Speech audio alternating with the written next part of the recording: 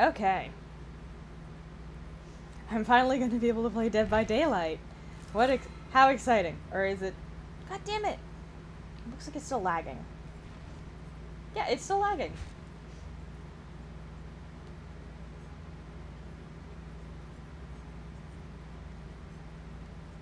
I thought I got this fixed. Why are you upset? Why are you being weird? Okay. Whatever.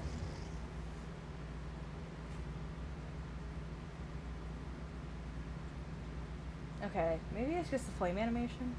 Because she's moving normal. It's not reacting initially. It's like a second. Maybe that's normal? I can't remember now. Now I'm worried that everything is lag. So that doesn't help, that I'm worried everything is lag now.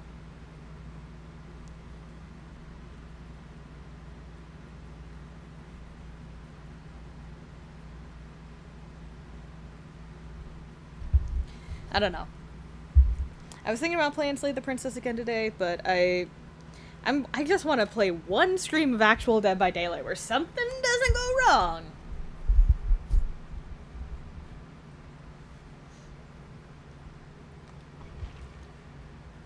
Let's give it a try. See if we can make this happen.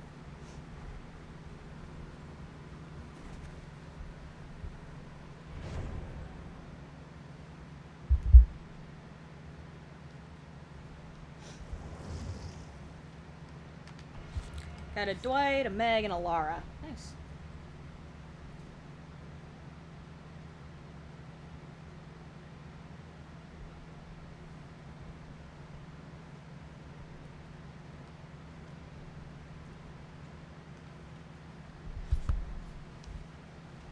Come on, Laura. You can do it. Come on, Laura. Click ready.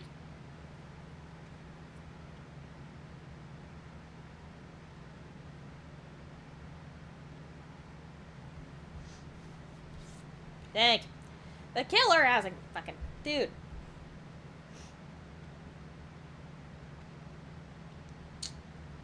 Brother.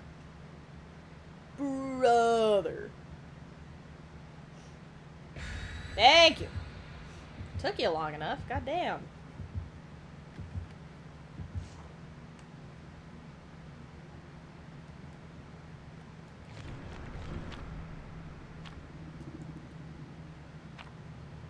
Let it do the tort.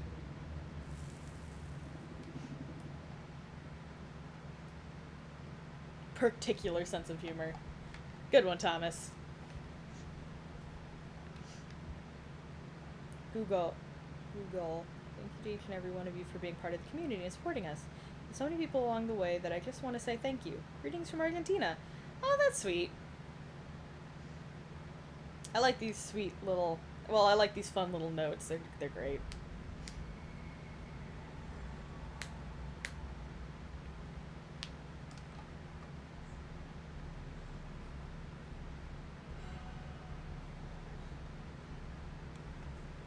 Yep.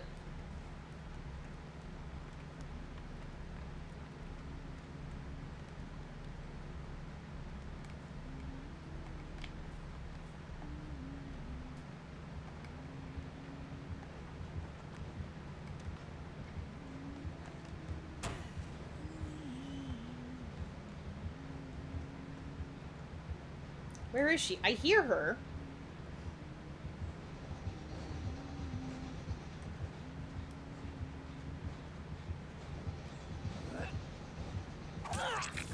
Fuck!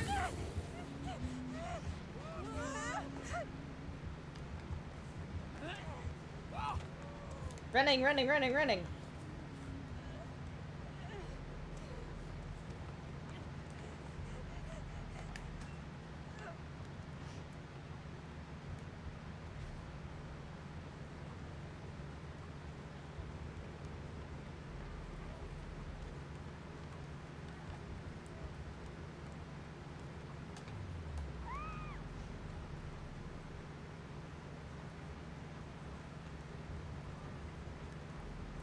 I don't know where she is. Oh, okay. That's pretty far.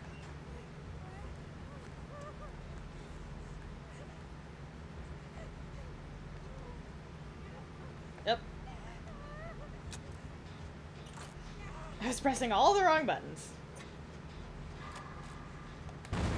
Fuck me. Okay, yeah, there is a tiny bit of input lag, because I usually... Okay. I'm not even gonna... There we go. I had to press that, like, at the bottom half before it even reached there. Damn it!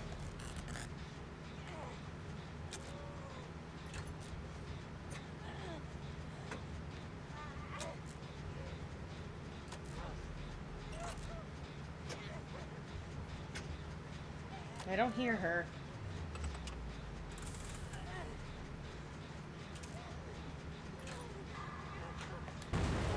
Damn it! Stop putting him so close to where I start. Okay, that time was just me being an idiot. I'm not even gonna blame the game for that one. That one I am gonna blame. I don't press it, like, way ahead of it. I thought I got this fixed by updating. There we go. Oh, that is close.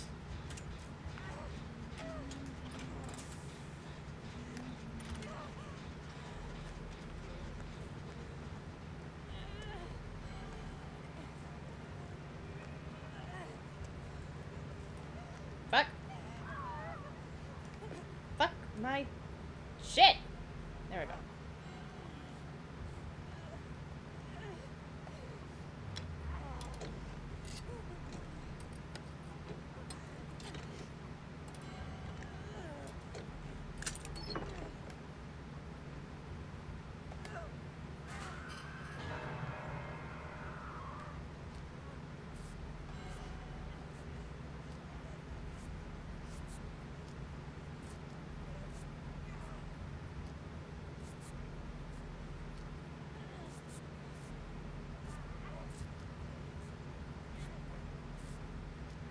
I can heal my fellow survivors with or without a med kit.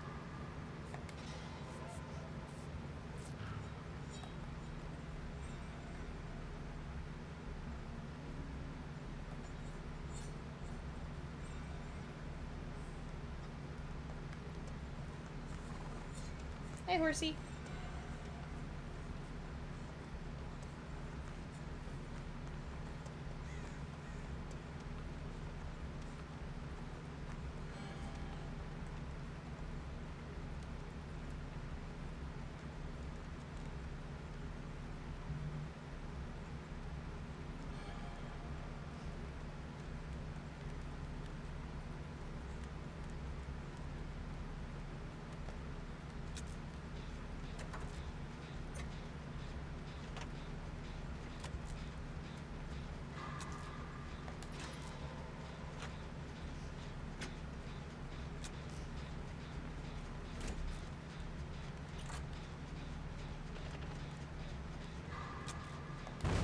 God damn it. Again! Oh.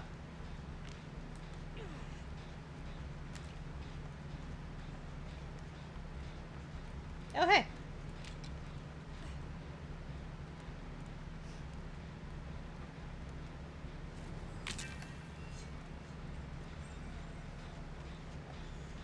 She's not here yet, so might as well.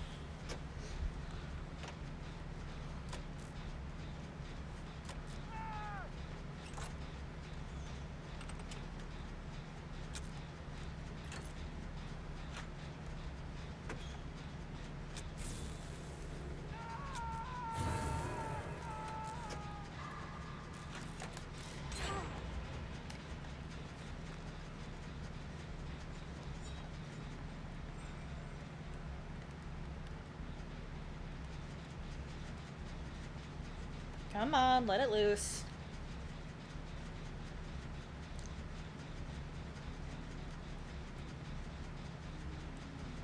Oh, fuck.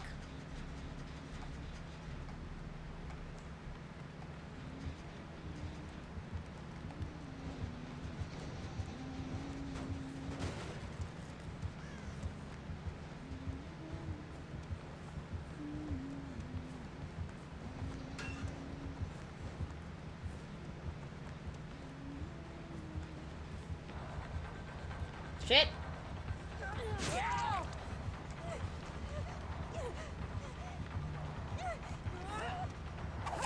Damn it!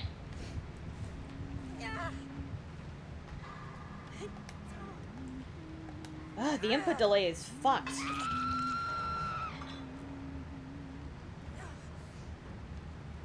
I can't even do the shaky anymore because my brain is so used to it being like on the thing. When you get on the thing, you press the button, but it won't do the thing when I press the button. I have to do it on the after the button or before the button.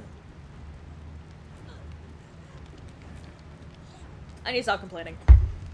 I just need to get over it. But it's annoying.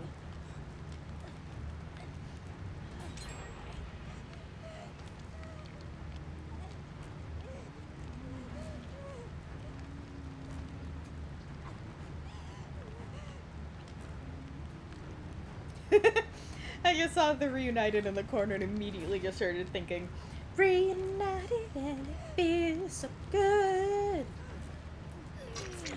Thank you, Laura.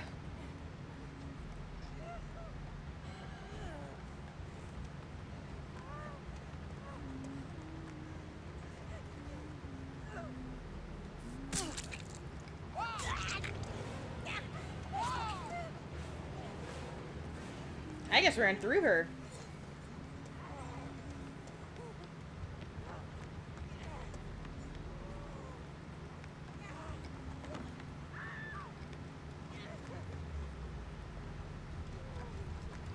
Oh my god.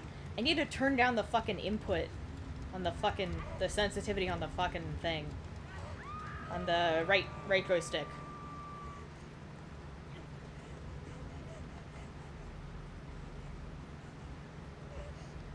Just gonna hide here for a minute. I feel unsafe.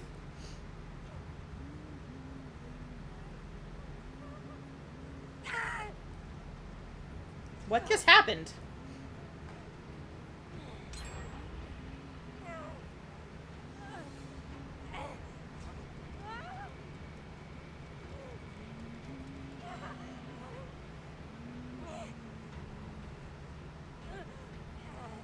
Dude. She's not even here. Well, she's here, but not here.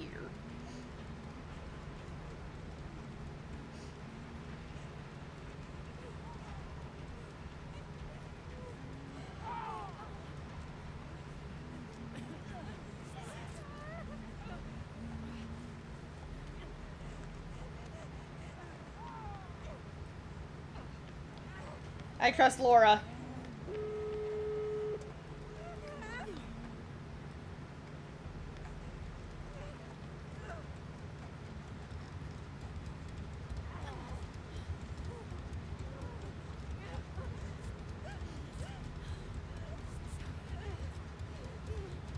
Thank you, Laura.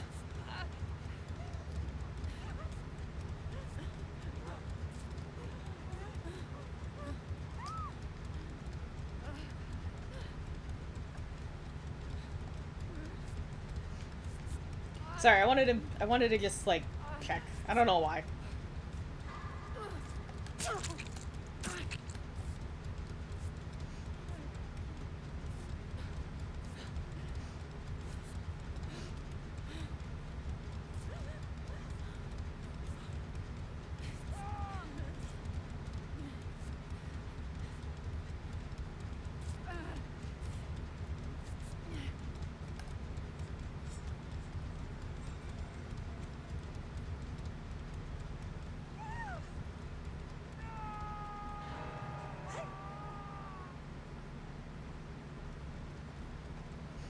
I think one of the exits was that way.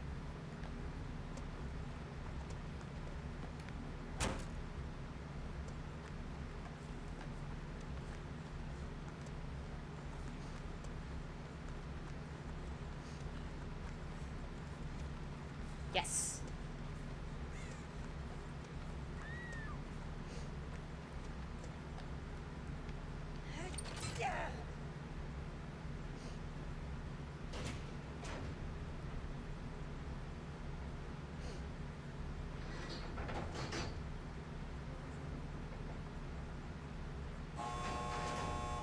I'll put Izzy Kidder up Okay.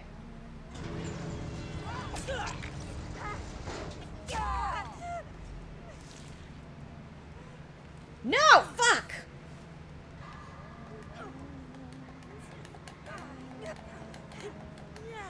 Fuck you!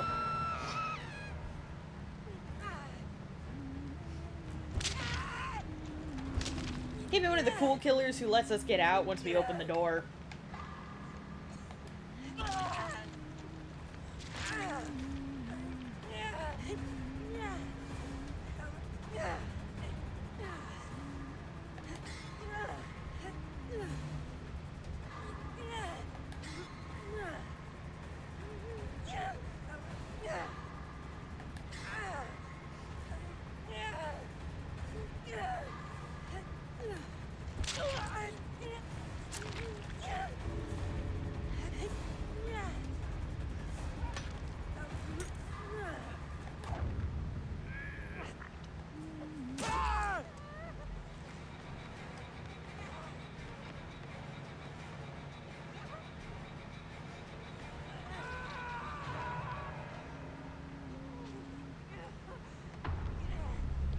Alright, that guy got got.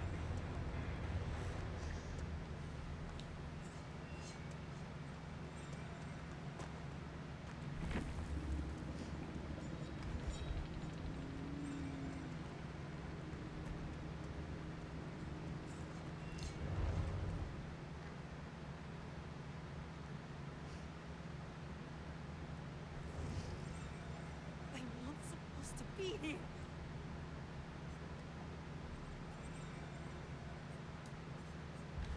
Ugh, let me use mouse. 'Cause doing that was, ugh, it sucks.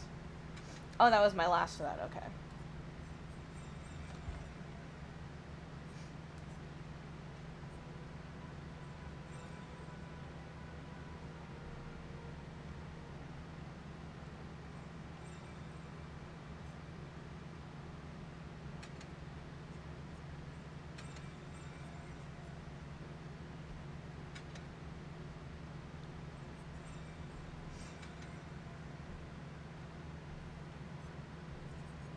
Wait, the distance in which your appearance can be heard is reduced by 8 meters. Oh, wait. I think that's good. I might just be dumb. But I can't read. I can't read. Are you the police? Yeah, I won't even worry about this. Alright. Ooh, excuse me. Oh, hi. Oh, hi. Oh my god, stop. I am aware you're there. I get it. I'm getting things. I'm just looking for a match. Whew.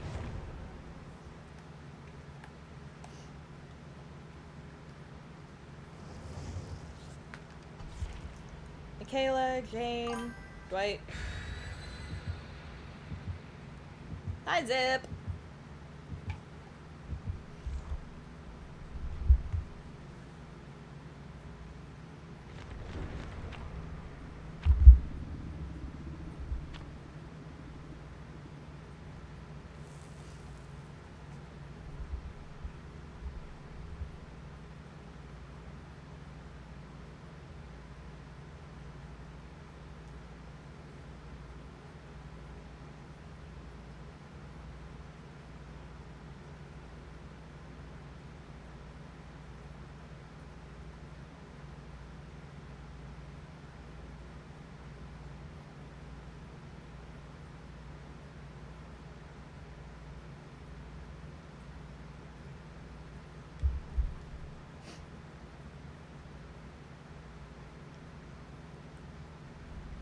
There we go. I feel like that one was a very long load time.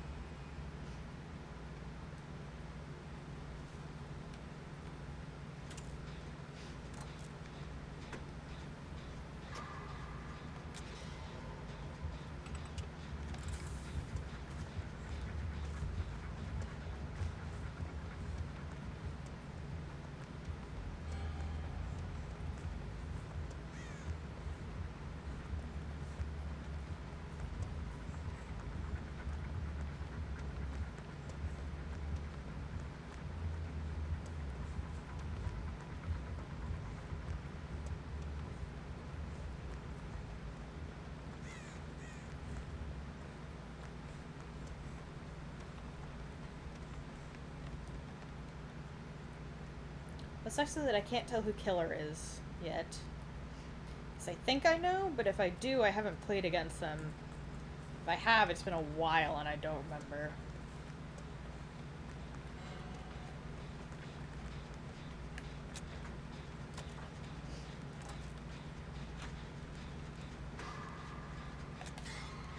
Ah, fuck yeah.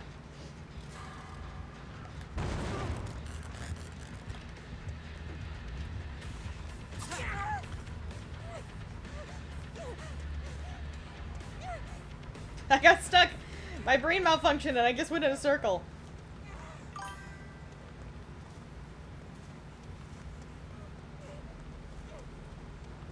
Oh yeah, you did. Figure out what it was? Nice. What was it?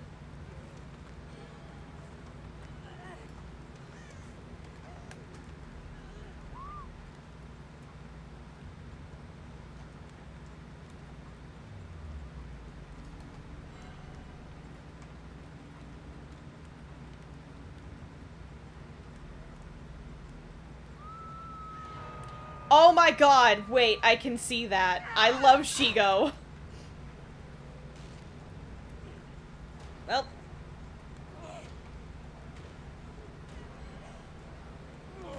I wish I could fuck with the totem while I'm on the floor. Oh, I can kind of see it, actually.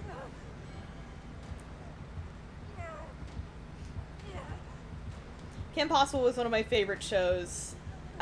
Kim Possible and Teen Titan were some of the shows that, like, influenced my style the most when I was younger.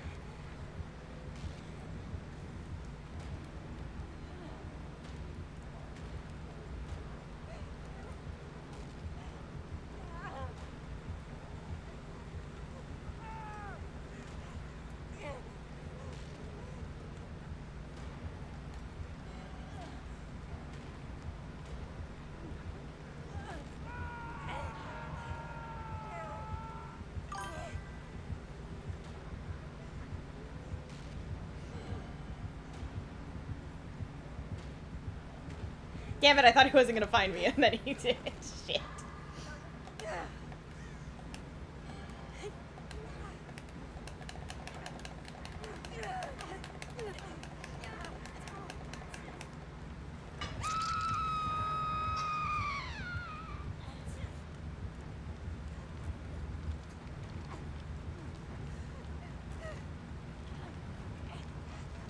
Oh, yeah.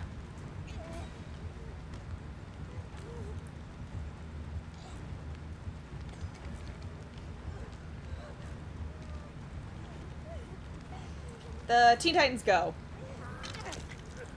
I was trying to remember what it was called.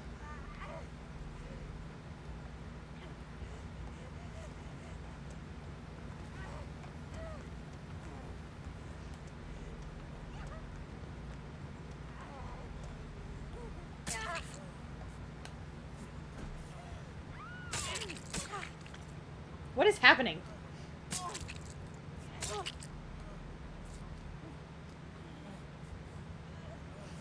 I don't know what just happened. The thing is, I don't think it's bad. I don't think Teen Titans Go is bad. I just think that compared to the more serious, like, educational, I describe it, like, emotionally educational series, it kind of frustrates me. Sorry, dude.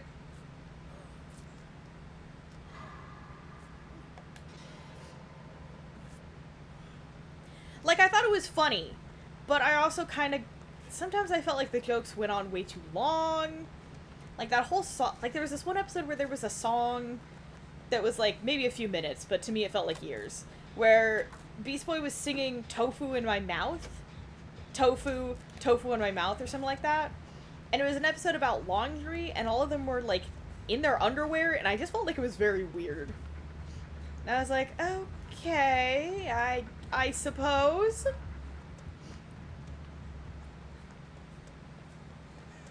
And then you have the OG, which had, like, an entire episode about racism. And it just feels like there wasn't as much, like...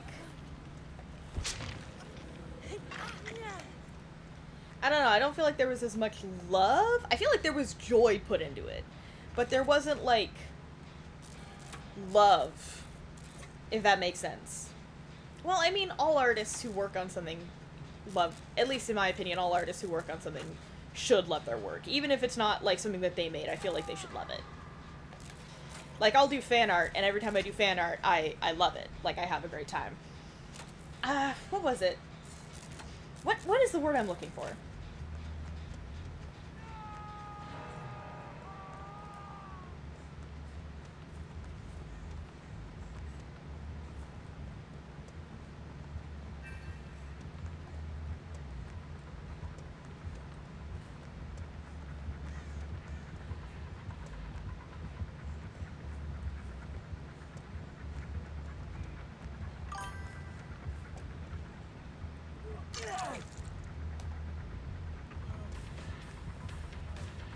Damn it! Fuck! Bitch!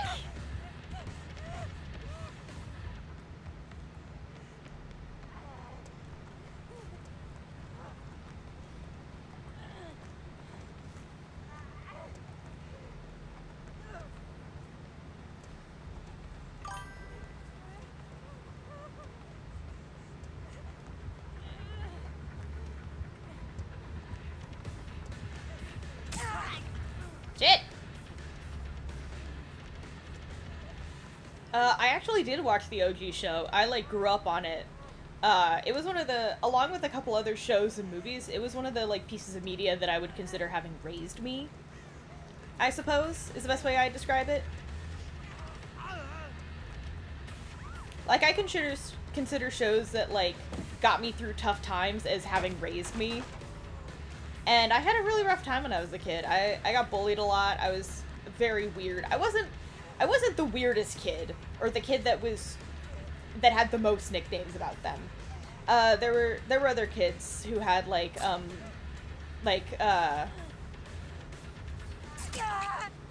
intensive and like more intense learning disabilities. And people wouldn't say anything to their face, but they'd say a lot of mean stuff behind their back. But people would say the mean stuff about me to my face. Because I wasn't as disabled as them, so they just wouldn't hold back about what they thought about me. Oh, shit. Like, people would tell me to my face some pretty horrible shit for a very large portion of my, God damn it, I can press fast enough. And, shows like Teen Titans, Kim Possible, I'm trying to think of the names of other ones, but my brain is, like, breaking.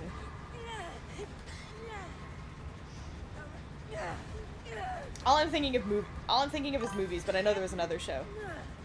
Yeah, it was...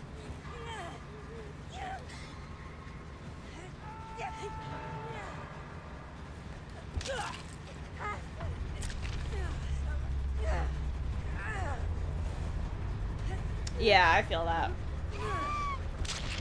Damn.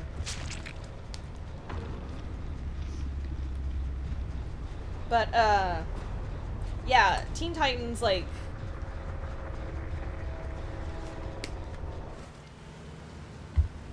got me through some shit. And, its episodes brought up a lot of really serious topics, but they played them in really charming ways, or ways that aren't obvious. Like the racism episode I mentioned. It's, I almost feel weird saying the title, because the title is the slur that's used, because it's not an actual slur, it's an alien slur.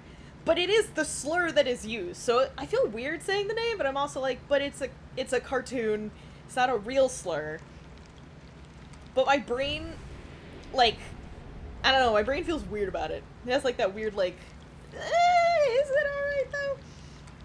But, I'm gonna say it. It's an episode called Trock, and it's this episode where, a guy, like, crash lands in front of the Titan's tower, and he's fighting, like, these robots, and all of the team are like, wow, what a cool guy!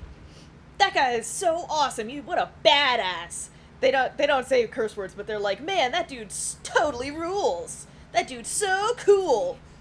And, he kind of is cool. I mean, he's ripping robots apart with his bare hands and shit. This is pretty impressive. And then he introduces himself to the Titans, because they're like, oh, we gotta help that guy. He's getting his shit rocked. And, so they go to, like, help him, and they meet him, and his name is Valyor, and he's this cool alien guy who's trying to defeat, robots that he calls the Trixies. I can't remember what their longer name is, but he calls them Trixies. And I always imagine it's like, with an X, because it's like an alien name, and it's not like Trixie as in Trixie Hobbit, it's like Trixie as in like alien word being shortened. So I kind of always picture it with an X. Or a Q somewhere. I don't know, I always kind of picture Q.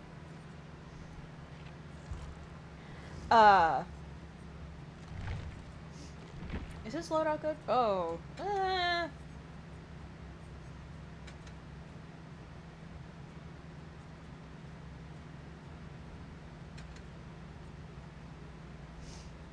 Man, I do not have a lot of healing items, but that's what I have him set up for. Yeah, this will be fine. Yeah, this is fine. But it's this, I think I would like... It's a good show. It's a good show.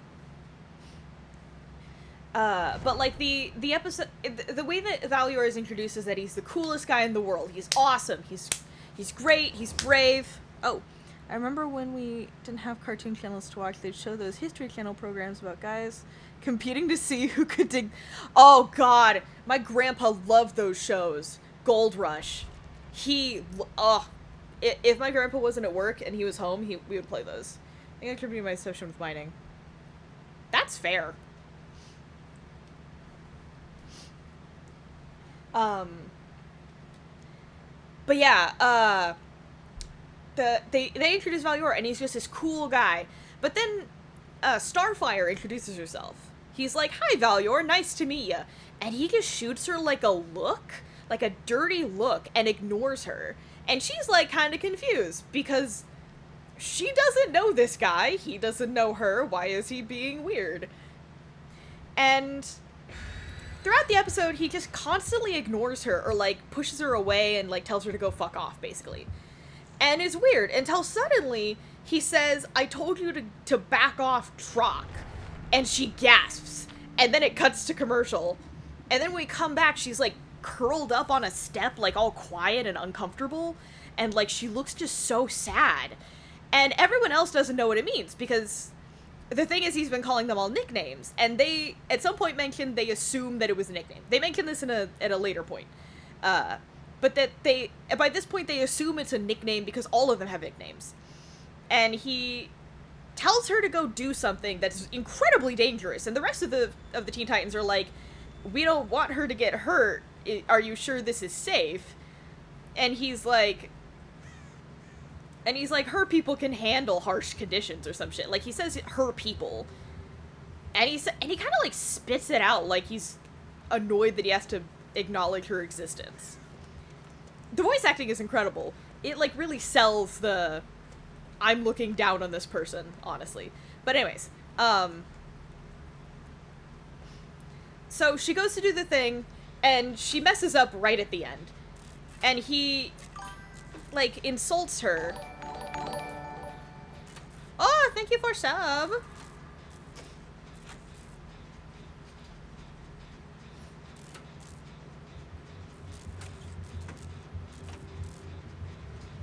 God damn it, Kaneki, I'm getting tired of this guy. Why the fuck does everyone have Kaneki? I'm getting tired of him. Yes, Tokyo Ghoul was good. I don't care, I'm getting annoyed. But, anyways. Oh, I forgot to mention, before she goes out to do the dangerous thing, her and Cyborg are talking. And this is relevant for several reasons, because Cyborg is the only black character in the main cast. At least up until, like, season 2, when we get in season 3? Fuck, how many seasons are there? And I think that the second season, Bumblebee is introduced, and she's black, but up until her, Cyborg is the only member of the cast who is not white. Or at least, not white passing. Like, even even fucking Beast Boy is white passing and he's green. But he comes across as a white boy. But, he asked Starfire something about the word Troc. He says, hey, what does that mean, by the way? Like, we all have nicknames, what does yours mean? And she says, it means nothing. And then she does the thing. And then when she comes back, he says, way to go, Troc. And then she gets mad at him and tells him, you do not call me that. And he's like, why? I thought you said it didn't mean anything. Valyor calls you that all the time. And she says, I didn't say it didn't mean anything. I said it meant nothing. When he is calling me Troc, he is calling me nothing. He is calling me worthless. And as a not white kid, I didn't get the worst racism. I wasn't called the N-word. I'm not that not white. But I was called some pretty rough Asian slurs, which honestly most of them in hindsight are just really lame. They're just weird. I also had people dance the Gangnam Style at me, like, while kicking me, which was a whole thing. And it's also a different thing because I'm not even Korean, I'm Japanese. But whatever. But I was like, just because someone calls you that doesn't mean, like, I like, listened to that episode really intently because it related to me because I got called shit that hurt me.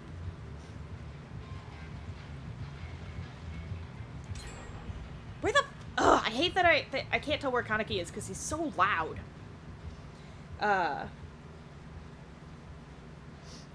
But, like, she explains this to Cyborg that, like, he's calling her a slur, basically. He's insulting her.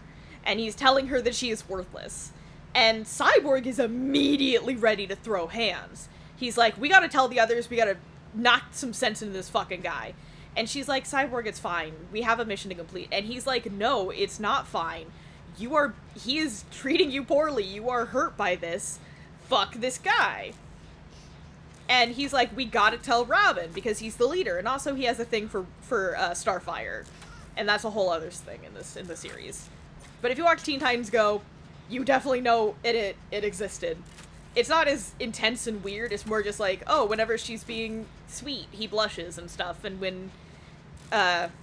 whenever he's, like, in danger, like, whenever she's in danger, he protects her, and vice versa. When he's in danger, she protects him, and whenever he does something nice, she actually blushes back. It's not even one-sided, it's just they're both, like, teenagers and won't say shit. God, I just hear his goop and then I run.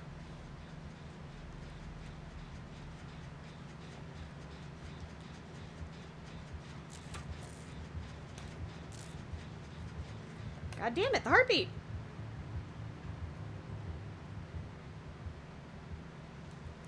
But, they're like, yo, Cyborg is like, I have to tell Robin. We cannot keep him in the dark about this. You are being mistreated, and he is the leader. He wants to make sure all of us are happy and safe, and this is not you being happy. You are unhappy and you are unsafe. You feel unsafe in this environment. Neither me nor Robin can let this stand. And she's like, okay, I would like to let Robin know then. If this won't interfere with the mission, I would like for us to in fact tell him. And there's also this really funny sequence in this conversation that always makes me, like, think for a second, like, really? Because at one point, Starfire says, you know what it is like for people to judge you based on how you look? And he says, of course I do. I'm part robot. But he's also the only black character in the show. So it kind of feels like they wanted to say the other thing but weren't allowed. You know?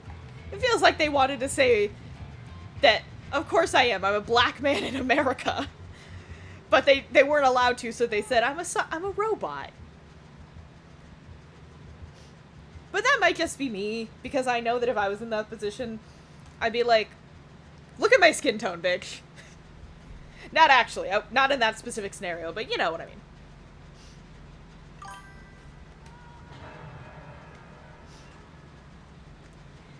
But, Like, Robin, when they tell Robin, he is immediately pissed off. Like, the voice actor did a very good job as well. Like, he immediately sounds like he's ready to kill someone.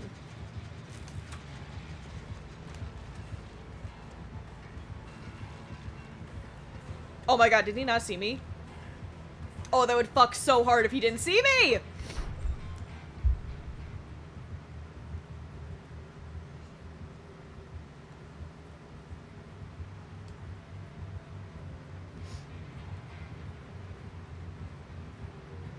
I don't think he saw me.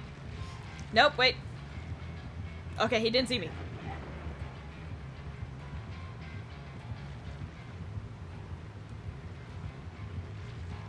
Dude. Go away. But, they finish the mission, and Valior still treats her like shit the entire rest of the mission. But there's this moment where he's, like, gonna die. And she's trying to save his life, and he's like, don't touch me, you fucking truck. Like, he says the slur again. And she says, and I quote, "You may not value my life, but I still value yours." And I fucking, like, cling to that sometimes. Like, that line sticks with me so hard.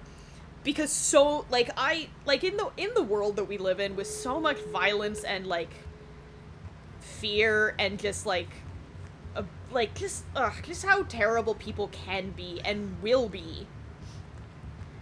It's like, sometimes you gotta remember, I may not value my life, but I value yours. Because sometimes it can get you through a bad interaction, or a bad day, or a bad scenario where it wasn't even just, like, it wasn't dangerous, but you just don't... I don't know how to explain it, but it helps me, at least.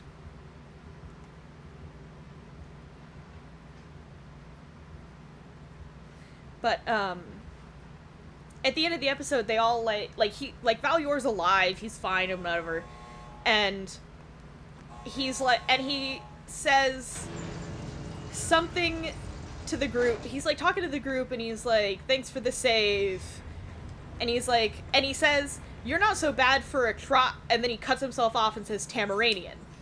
Because that's what she is. She, like, the species she is a Tamaranian. And she's, like, uncomfortable, because that was an incredibly backhanded compliment, and very rude and mean. And, like, the rest of the group are, like, just mean-mugging him. And he's like, what? It was a compliment! And I think it was either Raven or Beast Boy. I don't know why I'm mixing them up, but it was one of them. Says, then why did it sound like an insult? And he's, like, trying to defend himself to them, and they're all just, like, telling him he needs to get the fuck out. And then Starfire has this monologue about, like, how people may not treat you well because of how you look or your differences, but they do not matter, because what matters is the people who love you for who you are, not for how you appear, or, like, what you are as, like, a species, but, like, who you are as a person. And it's one of my favorite episodes from that series, because some of the episodes can be real silly, and then other episodes are really serious, and that's one of my favorite really serious ones. And it's just genuinely so good. Like, there's so many episodes in Teen Titans that just, like, stick in my brain for a lot of reasons. Like, there's this one episode where we follow, like, a group of antagonists that we've known since pretty much the beginning. Excuse me. But we follow this group of antagonists for an episode. And it's actually really fun, because I like them as characters. I like the designs. I think their powers are really interesting. I think they're called the Hive Five, but I think they're, like, 8 members, which is, like, a joke that they actually reference in the episode. They're like, hey, if you're the Hive Five, why are there more than 5 of you? And then they're just like, shut them up! But they're trying to catch this superhero that the Brotherhood of Evil want. Because one of them has ambitions to be, like, a supervillain. She has ambitions, unlike the rest of them, who are just like, I just want to steal diamonds so that I can afford video games. Like, that's basically their motivation. Let me steal diamonds so I can have pizza. Which is, honestly, that's so fair. I would steal diamonds for pizza in video games. I'm not gonna lie. But, the rest of them are like, we don't give a shit. But she is like, no, we're gonna catch this guy. And then he basically wrecks the shit out of their house. Because he got loose in their home because they were idiots and didn't prepare for this. They just like last second decided to catch him.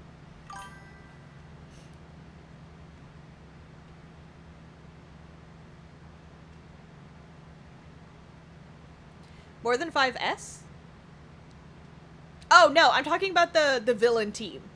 There's a villain team called the Hive 5, like as in Beehive, and there are more than 5 members, and they make a joke about that.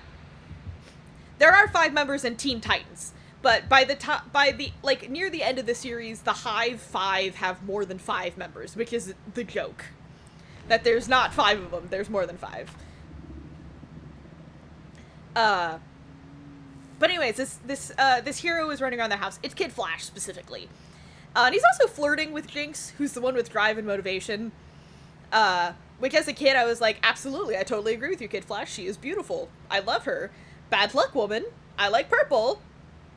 Gimme, gimme. Now that I'm an adult, I'm like, yeah, those opinions still carry over, but now I'm just like, ah, she's this angsty teenager. Ha ha ha, funny. But anyways. But they eventually encounter this super villain that Jinx wants to basically become. She wants to like achieve her status in the villain world. Her name is Madame Rouge. And Jinx is like, oh my god, Madame Rouge, I know every crime you've ever committed. I love you. You're the best. I want to be like you one day. And Jinx ended up meeting her at one point, and Madame Rouge is a bitch to her. She's like genuinely an asshole. And Jinx at this point has kind of a crush on Kid Flash, and she feels kind of bad for... God damn it.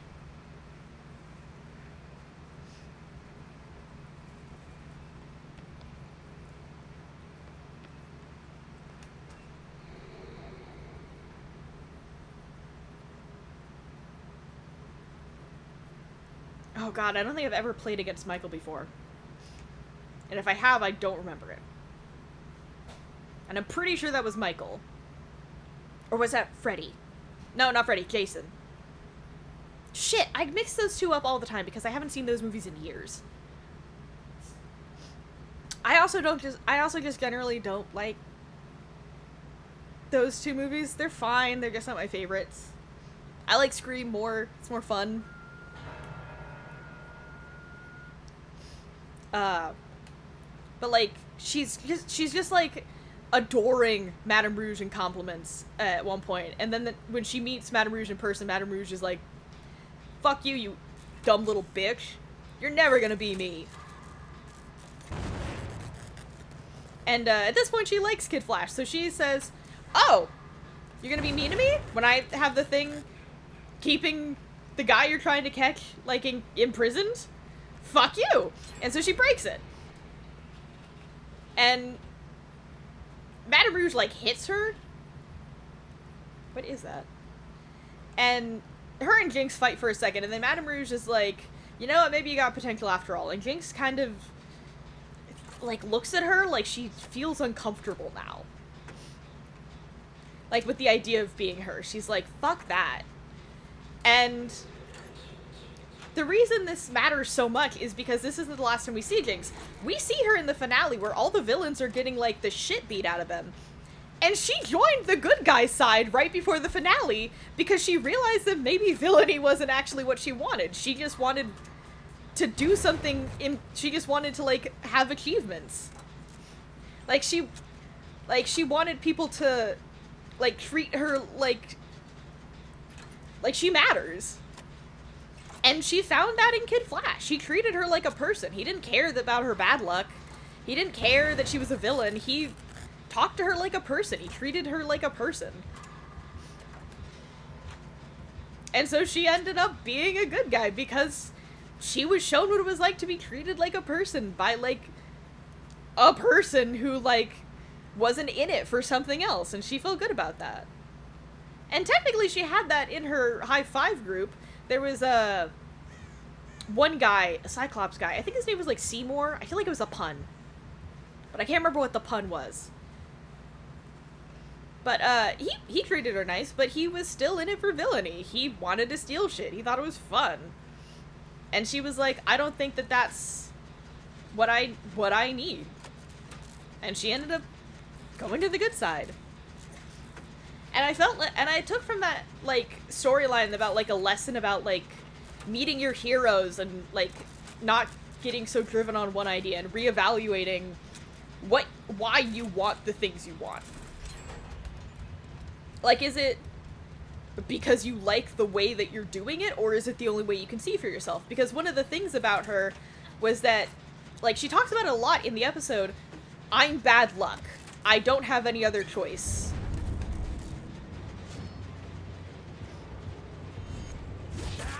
Oh, fuck! It was Jason, by the way.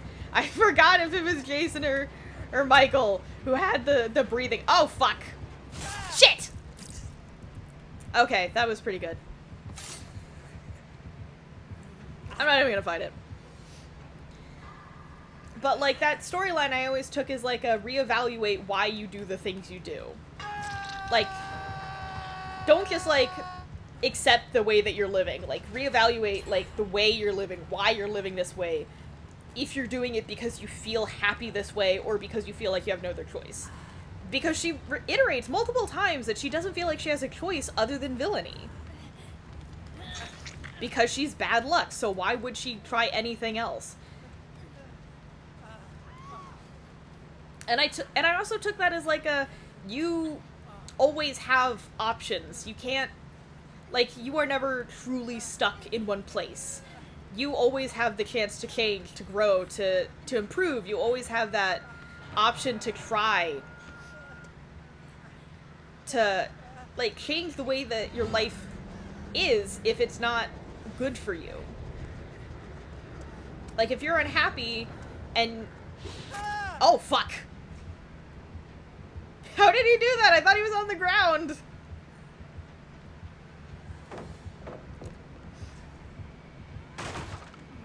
Just take me. Yeah, I know. Yeah, I know.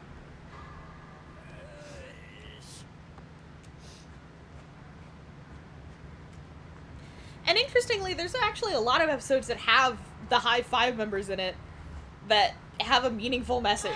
Like, there's another episode that I personally just enjoy because I kind of get it. Where Cyborg goes undercover in, like, a villain school, which is a whole weird concept on its own. Like, a school to teach kids to be villains. It's a whole thing. I think it's called an academy, so I think it's more like a college. But it's still weird. It's still a weird thing to exist. But Cyborg infiltrates it because he can disguise himself. And he can make a robot double of himself because he's part robot anyways, so no one's gonna notice if there's a robot that's acting like him. Is gonna have the same abilities as him. And that's, like, his thinking, that if he makes a robot duplicate of himself and uses technology to disguise himself, then he can infiltrate. And it does. It works. And it's also kind of tragic because if anyone knows the comics, the form he takes is based on his, like, self before he became a cyborg. Because he wasn't, like, born a cyborg or anything, and he didn't choose to be a cyborg.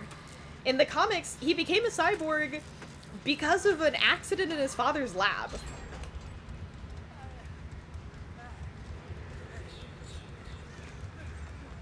Like, he was in a terrible... God damn it.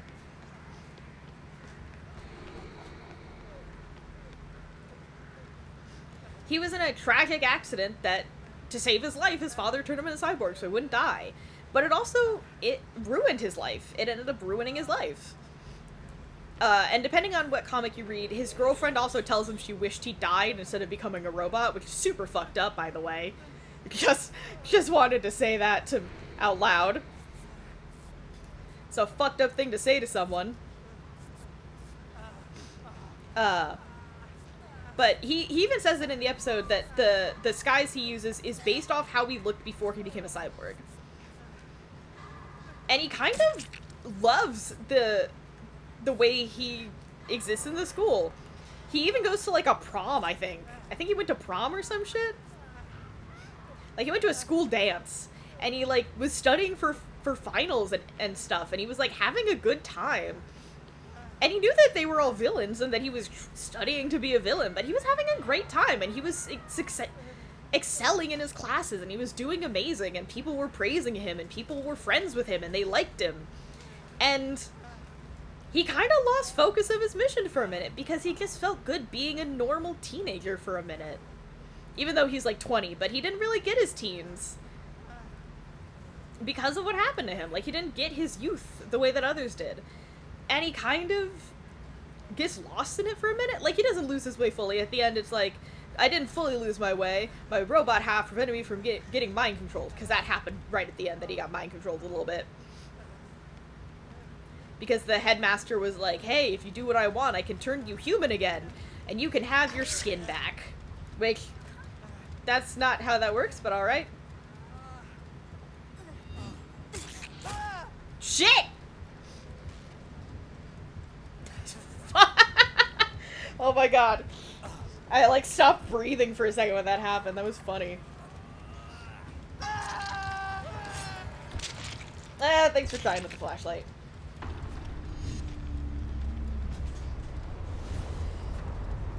But he like, still thinks about the disguise a lot. Like, he thinks about, like, I think at the very end we see him in the disguise again. And he like, is just, like, looking at it.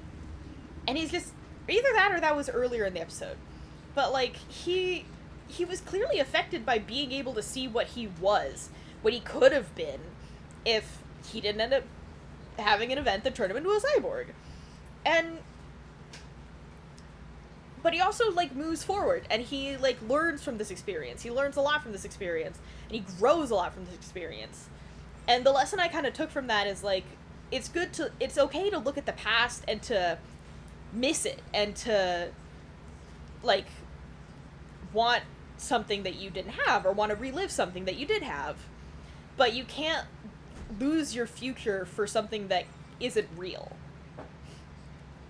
Like, you can't lose your future for the past, but you also shouldn't change yourself to get something. Excuse me. Because the thing is, he changed something about himself, and then he got something he wanted. He didn't realize he wanted it, but he got it, and he felt good in that position. He was happy. But he also was kind of fucking lying to himself, because he wasn't that anymore, and he couldn't be. And that was okay that he couldn't be, but he was, like, clinging to it, and it wasn't good for him to cling to something that he lost. And it sucked that he lost it, but that's just how it is.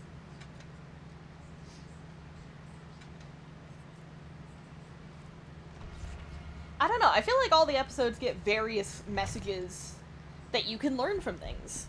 And I think that that's just so beautiful about the show. And, like, that's what's so beautiful about a lot of shows from, like, the early 2000s. Like, the cartoons, at least. Like, Avatar The Last Airbender. That was the other show I was trying to say that, like, raised me. But I couldn't remember the word Avatar The Last Airbender words for a second. I remember. It was Avatar. But, like, nearly every episode has a lesson. Even the sillier ones have a lesson. Like, the one about the town that they go to with a fortune teller, and how all of them get their fortunes read, and Katara believes very strongly in it, and Sokka believes nothing about it, and Aang is like, I mean, you're kind of already telling me stuff that I know, so I don't really care. But at some point, Sokka and Aang find out that the volcano that's about to erupt, that is, like, the mountain next to the town, is a volcano, and it's going to erupt, and it's going to fucking kill everyone. But no one will believe them, because the fortune teller lady didn't foresee it. So no one believes them. So they use airbending to change the shape of the clouds to notify them what's going to happen. Because they believe the fortune teller over anything else. So if they change the clouds to be a way that she'll react to it, then they'll listen. And it works. And they save everyone's life. And the fortune teller is kind of like, I see what you did there. And I don't mind. It saved everyone. It worked. Good job. And Sokka was kind of annoyed because everyone was like, nah, still believe in the fortune teller, fuck you, bye! But, like, I took a lesson from that of, like, don't, like, sometimes blind faith isn't safe or healthy. Because they so blindly believed every word that came out of that woman's mouth that when she said, "Nah, we're fine, the weather's gonna be great," that they just didn't believe someone who had climbed the mountain saying, "Hey, the volcano's gonna blow up." They just didn't care. Avatar is so good. I love Avatar. Oh, hey, cringe flag. But they just didn't... They didn't listen. They didn't care. I'm running.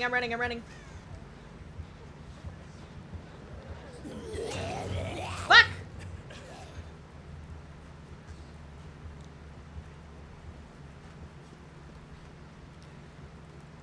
Shit. I think that means it's Nemesis. I think the zombies only appear when Nemesis is around. I need to change the sensitivity on my fucking right joystick. I am getting sassy.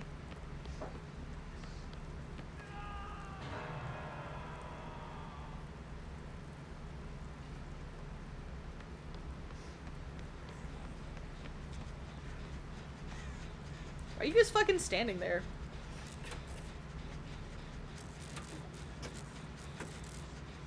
Do you like the live-action Avatar or Legend of Korra? Because saying that means it's either one. And I liked Korra. I thought it was fine. I thought it was fun. I mean, I didn't love a lot of the plots, but that's just because I don't love a lot of romance subplots and stories. I think they get boring. But that's just because I don't love romance stories in general. Like, I get bored.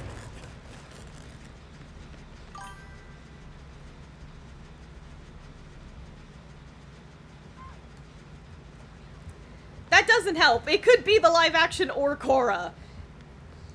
that could be either. People hate both. Oh, wait. Alright, do you mean you'd like both? Sorry, I'm slow today.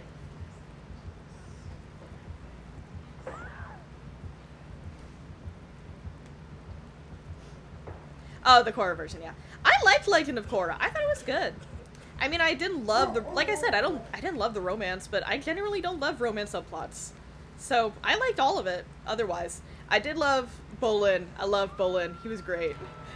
I love a good himbo who just has a heart of gold. Like Kronk. Big buff boy.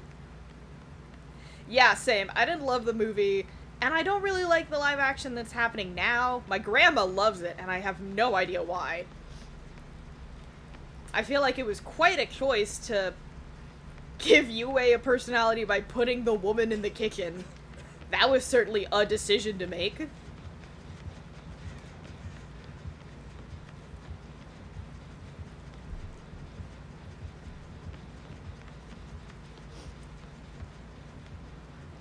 I mean, it wasn't the worst decision they could have made, but it's like, that's a interesting decision. That's a strange choice. They could have made her like archery or something. Like they could have given her like an interest outside of kitchen.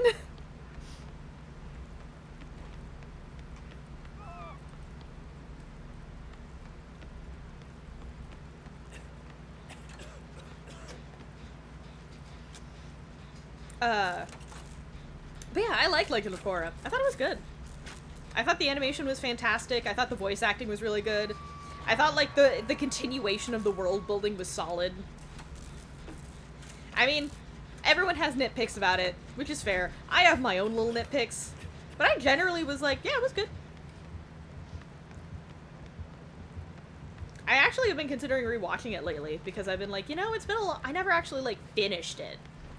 And I could always skip the part where Korra loses her memory and is like, no, I'm still dating Mako. Or I could, like, skip the parts that just annoyed me. Like I do with every show I rewatch. If I don't like an episode, I just skip it. It's just kind of how we should interact with media. If you don't like it, just ignore it. Korra's real focus in the romance novel. But I kind of ignore that. I love the part where she's dealing with Yeah, exactly! It's so good! And I love, like, the way that all of them grow.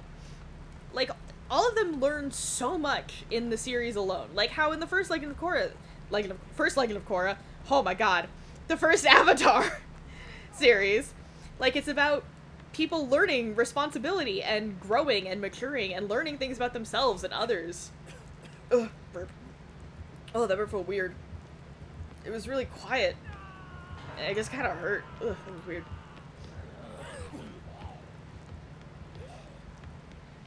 But, where the fuck are the generators? I am so lost.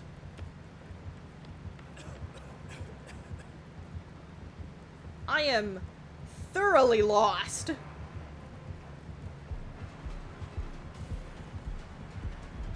Oh god, oh god.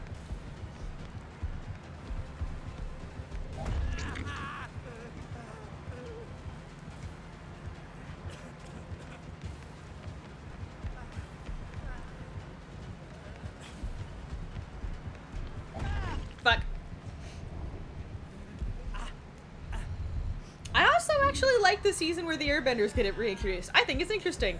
It's interesting to see how the traditions that have been lost for literally over 100 years, like, get passed down. Like seeing, like the shaving your head thing. I thought that was really interesting. Personal. Ooh, I can't read that. Apologies, friend.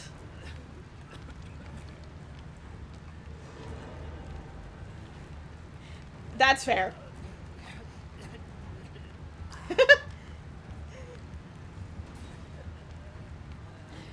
Happens to the best of us.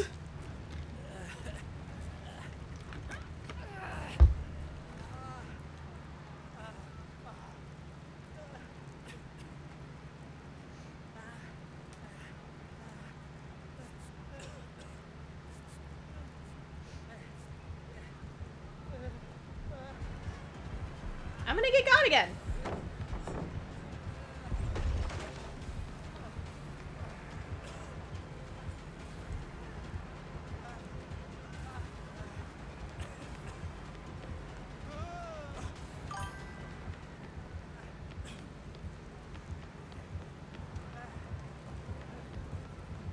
I do like her hot. What the fuck? Was he just running backwards? That was funny. I do very much her hot-headed and stubborn personality. But seeing how she, like, remains kind of stubborn and hot-headed, but, like, also matures and grows so much. Like, she stays kind of a little punk, but she also, like, grows, and she learns how to be responsible and to take a deep breath and, like, mediate. Like, she learns a lot.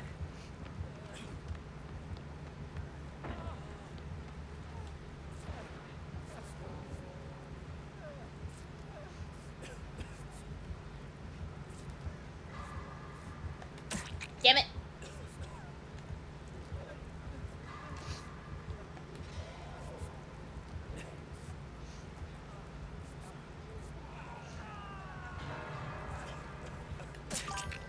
Damn it.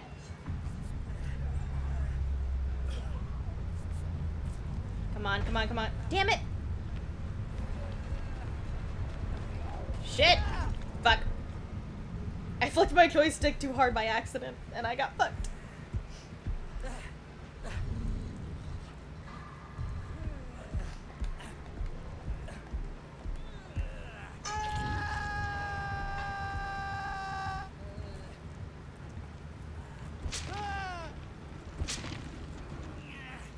And also I admire the show for its very realistic portrayal of PTSD and, like, traumatic responses to shit happening. Or your response to traumatic shit happening to you. I fucking worded that so poorly initially. Like, as a kid, I couldn't really, like, understand it to the full extent that I can now as an adult who has, like, gone through some shit.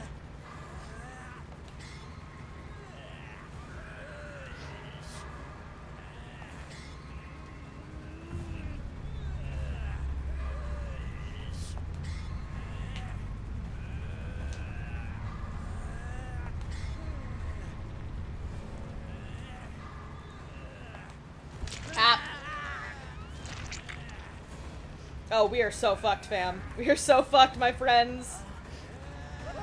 Yep.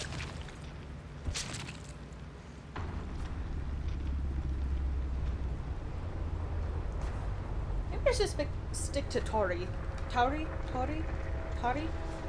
Tori? Tori? I don't know how to pronounce her name. I struggle with it a lot. Whew.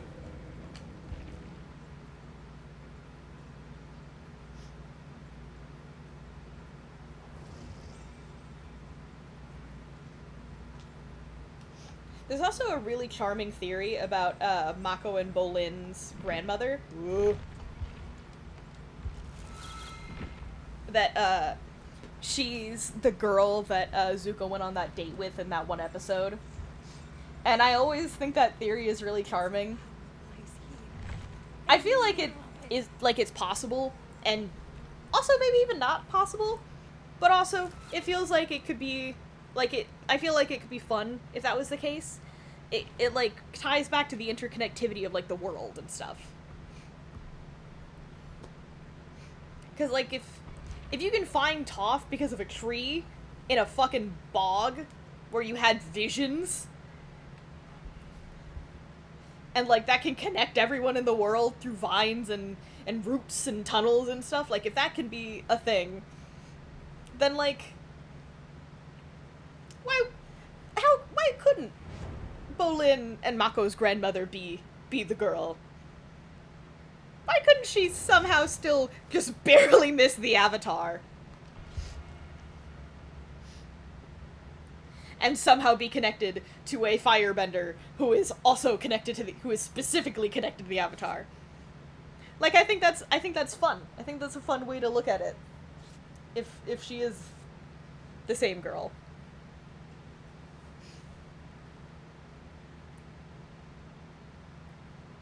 Yunjin. Ah, damn it. Now that guy left. I didn't even see who he was.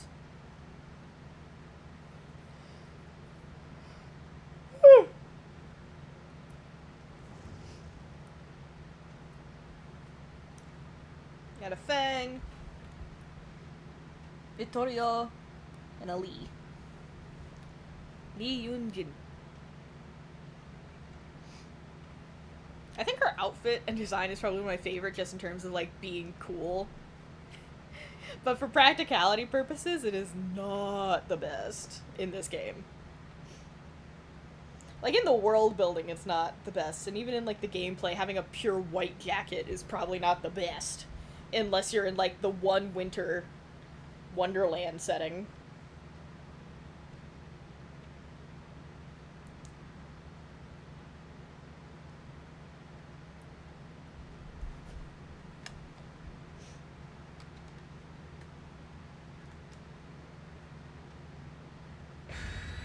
Hey, there we go.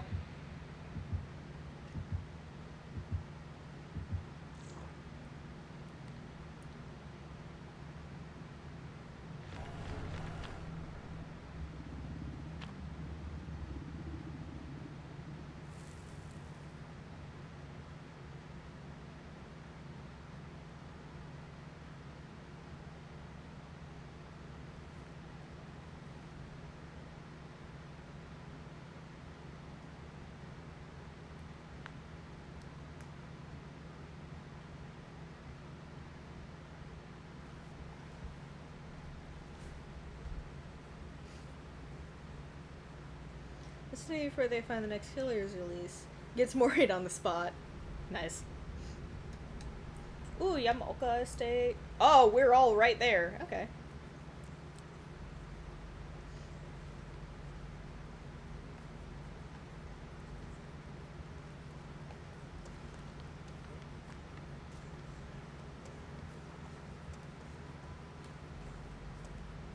Yep.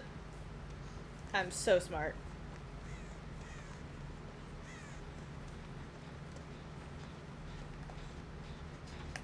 Oh, I have the...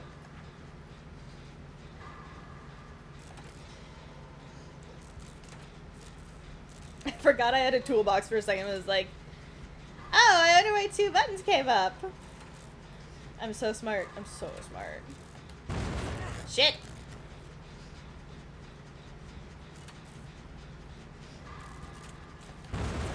Fuck me, man.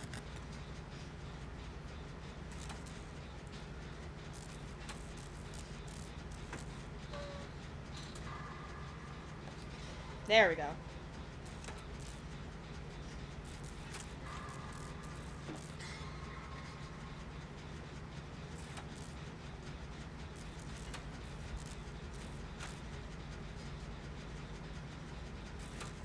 Uh-oh. I don't like that. Is that Sadako?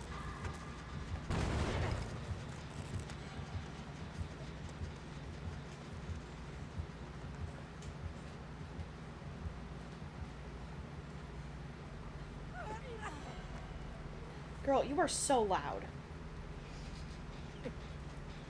Shit, it's Ducky.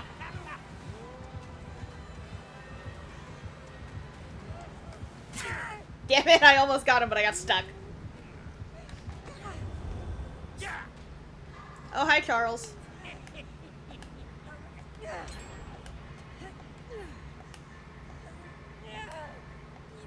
Or you prefer Lee Ray? Or Ray? Since the doll's Chucky.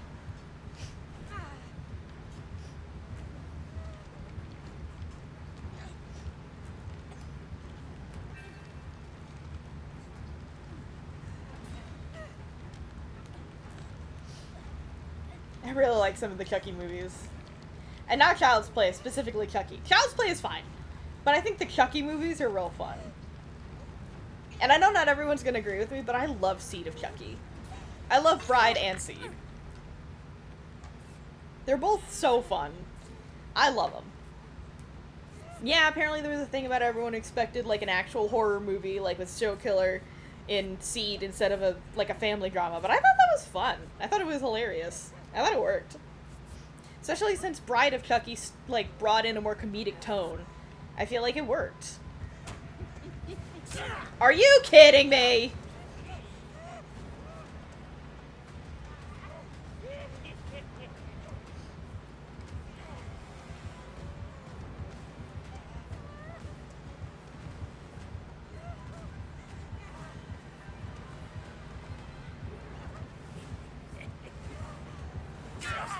God damn it.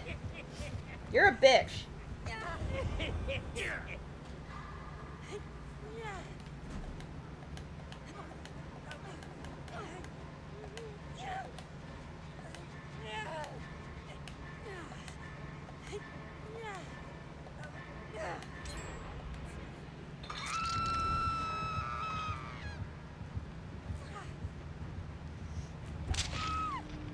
But yes, I very much like Seed of Chucky and Bride of Chucky. I think Seed of Chucky is fun.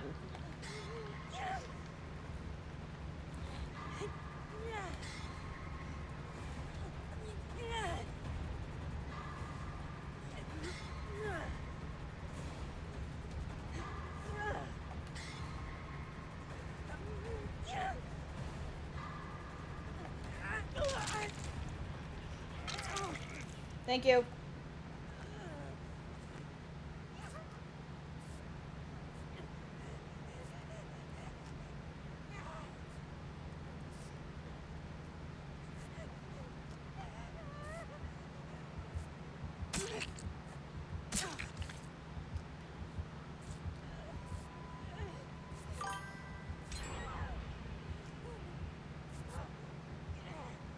Yes. 'Tis I.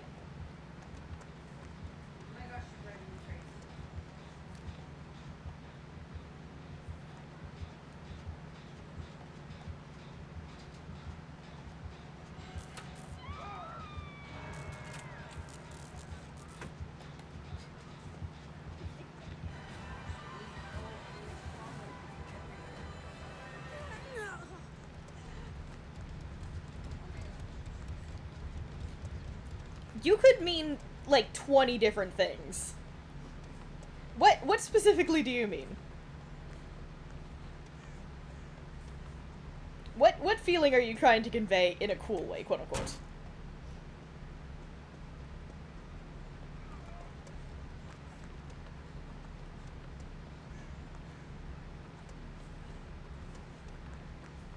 I hear a generator.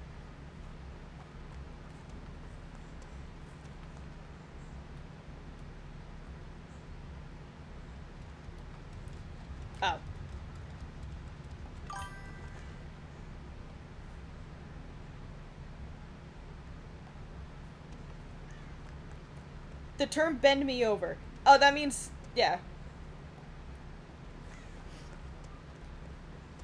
Bend me over.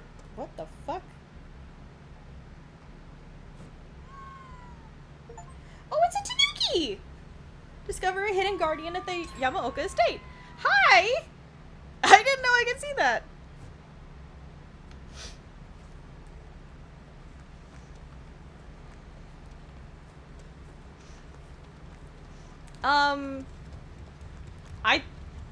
There... I could answer this in so many ways. And several of them might not be as cool as I think they'd sound. But also, I just have very little game. Where the fuck is another generator?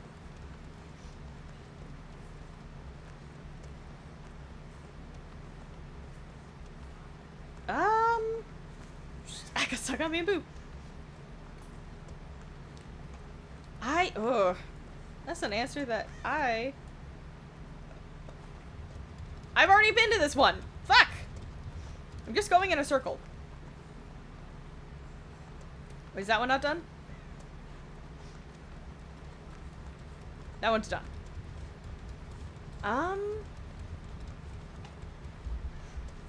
Yeah, there's a lot of ways to answer that question.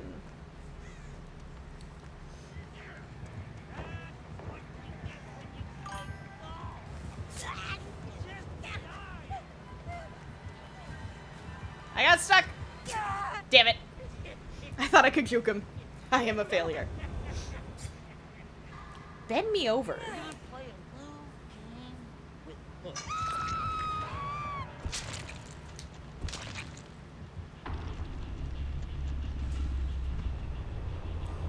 Are you trying to... Is the concept to request or discuss in past tense?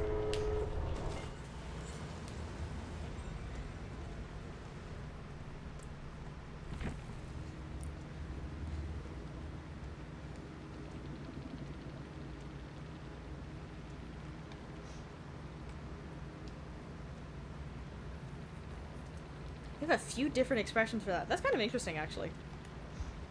You have multiple expressions.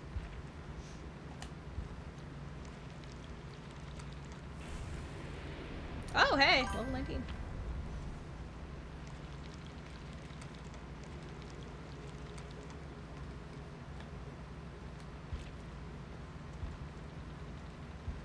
Okay, so past tense.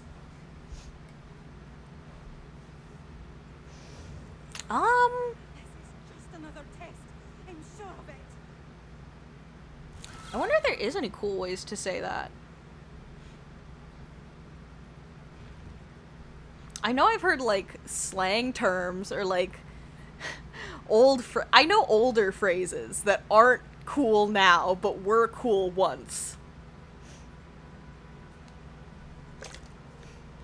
I'm just not the best person to ask a question like that.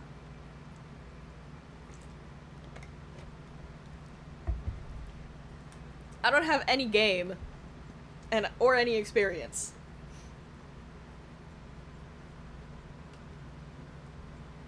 Oh shit, we're out of... How many did I have of that? Apparently not a lot, but still.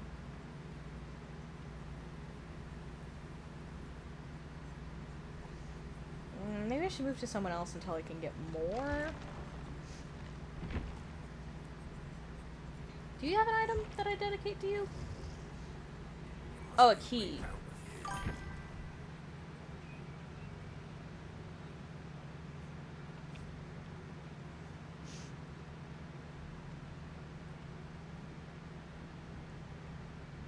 Do I want to keep it at a key?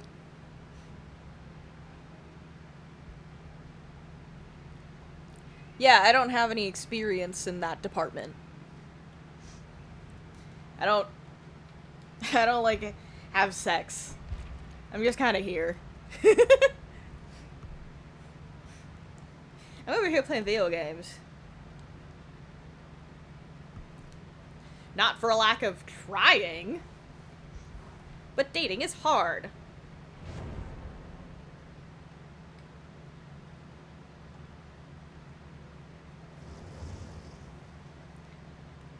Oh, then the term bend me over is not correct in this scenario. Because that would come across way different. At least it comes across way different to me. But I might just be weird.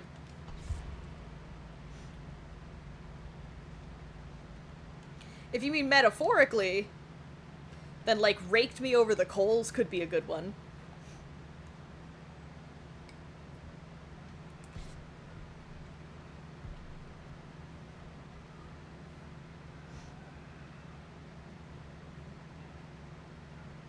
Or got on my ass.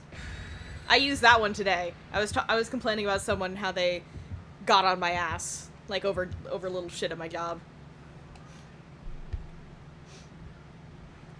But yeah, if you mean it metaphorically, I can give you tons of answers. If you mean it literally, I am not your gal. I'm not the gal for that. Coals, as in the stuff that you use for like fires and barbecues, fire pits. Coals. How is that spelled?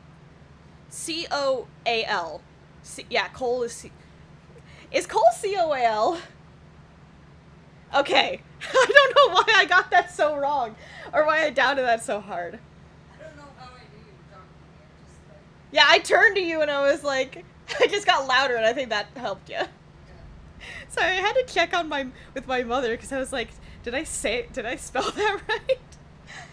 I might be a little dyslexic, but that's a whole other thing. Ooh, that's actually pretty good.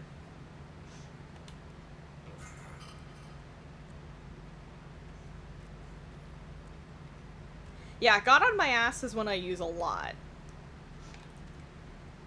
Especially if they're like just being a dick about it, or just like, I don't know. It just, well, in all scenarios, this can mean being a dick.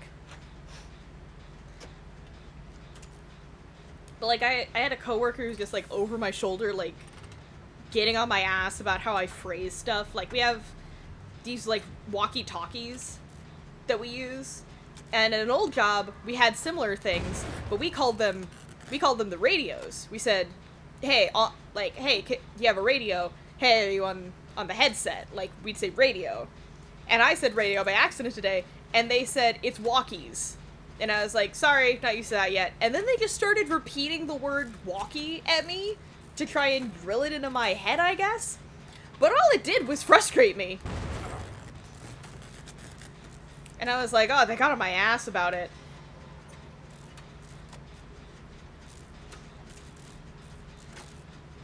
They got on my ass about some other stuff too, but it was more just like little things than big things.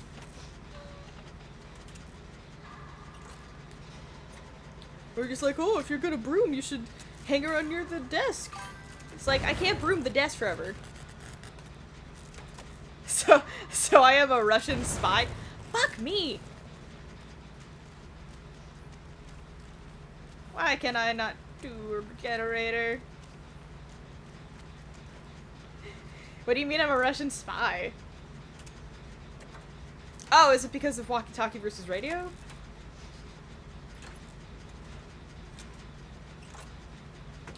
That took me a second to get what you're going for. I'm not joking when I keep saying I'm real tired. My brain is just off.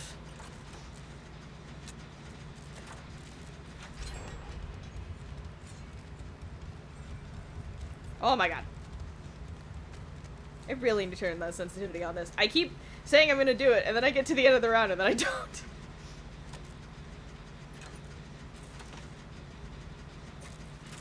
But no, I just worked at a... Yeah, walkie-talkie. No, I just worked at a really big bookstore.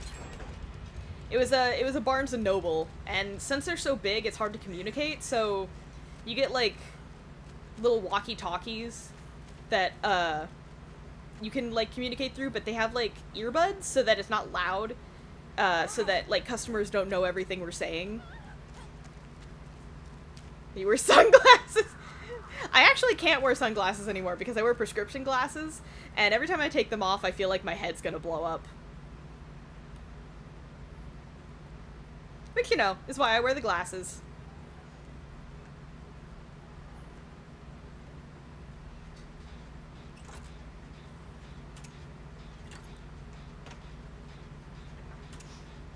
But it was like a whole thing. We had to have the headsets and we had to be very careful about like the codes we used. Fuck me! Why am I like this? But like we had a lot of codes based on what like was happening and like descriptions we needed to give and stuff. Like hey, there's a guy going towards this department. I think he's gonna steal something. But if someone's near him, you don't want him to hear that. So we'd have like these little like single ear earbuds that like hooked around the back of your ear that like hanged all the way for the radio. And they were really long cords too. Like you clipped the radio on your pants and it would like be loose. I got caught on stuff all the time. I'm not joking. One time I accidentally almost knocked over an entire like table worth of books. And I got so mad at myself. I was so upset.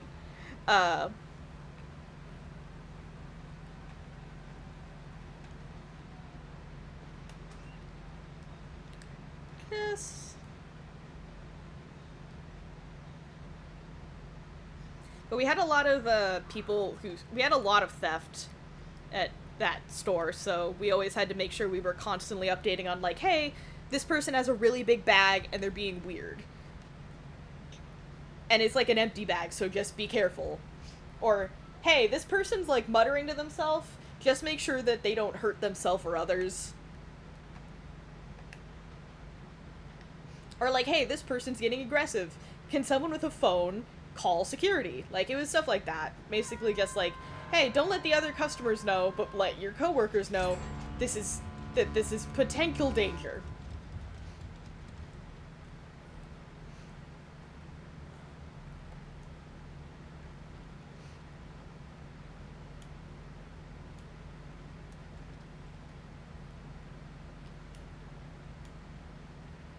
I think all the other generators are on this side. Shit. That's where the killer is hanging out. He's over in this direction. I got stuck for a second. Oh, I'm so smart. I got stuck on a log. My brain is broken.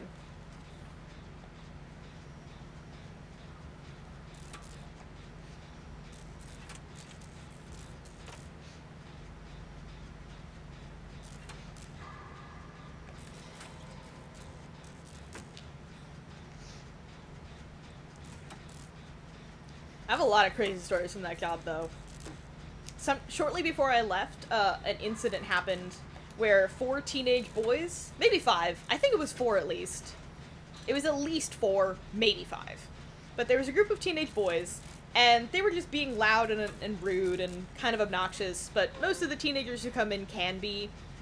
But also that, I contribute that to just youth and a lack of understanding of how your volume and your energy can, like, affect the space around you. Which is fair. Their brains aren't even, like, a quarter of the way developed yet. Like, they're, like, halfway developed. They're fine. Oh my god!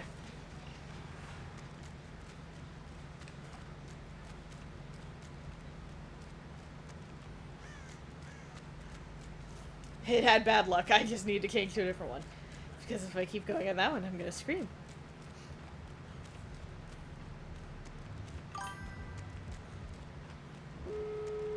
Up. There it is. Oh shit.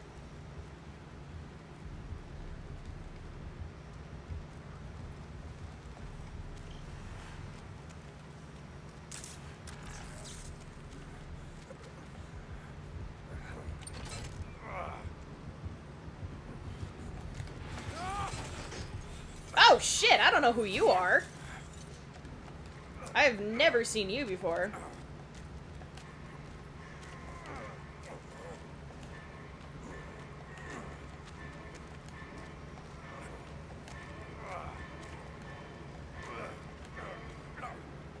Damn it! Ah, I almost had it. So you're gonna judge me just because I walk around wearing a mask of baggage? Acting totally normal. How rude.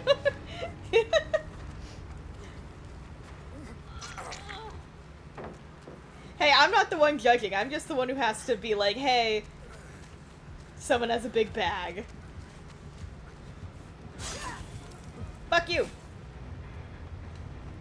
Fuck you, robot bitch. Fuck you. Yeah! You did it, bud. We got it. Wearing a mask wasn't a problem. Wearing a bag, like with a big bag, would be a problem.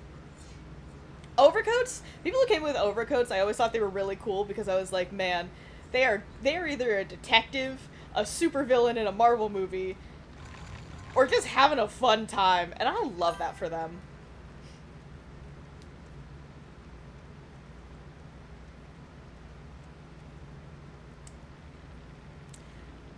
I mean, that could be fun. It depends.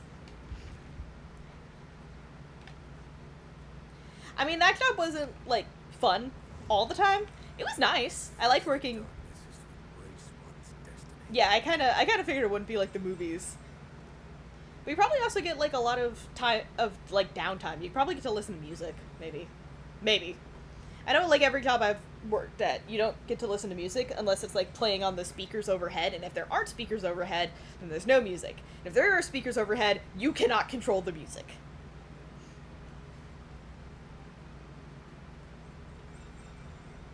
That part sucked.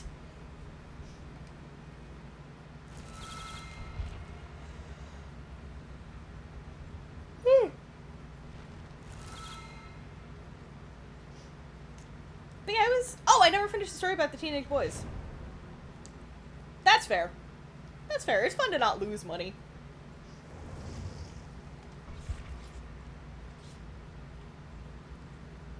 Oh, Hinako! I need to finish Silent Hill F. I just didn't have fun with it. Anyways, I got on that again. But yeah, the story I was trying to tell. So these teenage boys came into the store, the bookstore I was working at, and they were being loud and a little disruptive, but not too bad. It wasn't the worst we've ever had. But at some point, I went on my break and I went to the back room, like the break room, and then suddenly my boss comes in through the door of the back room and is like, hey, can you check the cameras, to a different coworker who was, like, in front of the cameras. And they're like, yeah, why? And they're like, because 4 teenage boys went into the bathroom, and now there's not a plush. No, wait, fuck, what happened? No, wait, that was a different event. Okay. These 4 teenage boys went into a bathroom holding a plush toy. And then when they came out, the plush toy was not with them. And so the manager who came in said, hey, I just want to double check that they had it when they went in, because I think I know what happened, but I just want to check. And I was like, what happened then?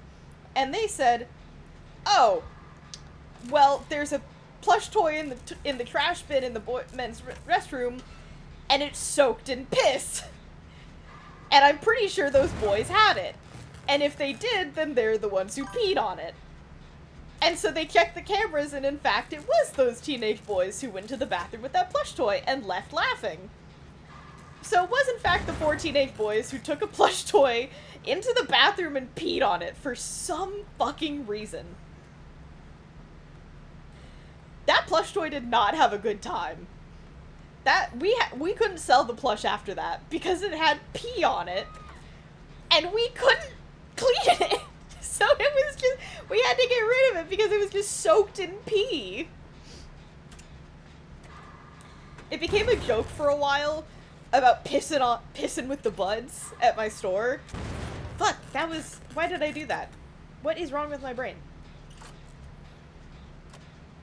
But, like, became a joke for a little while about, like, hey, what's so bad about pissing with your boys? Pissing with your friends? Sometimes you just gotta piss with your buddies to bond. Sometimes you bond with your buddies by peeing. Like, we made jokes about it for, like, a month. Are they under me or on this floor? I think they're under me. Oh, yep, they were under.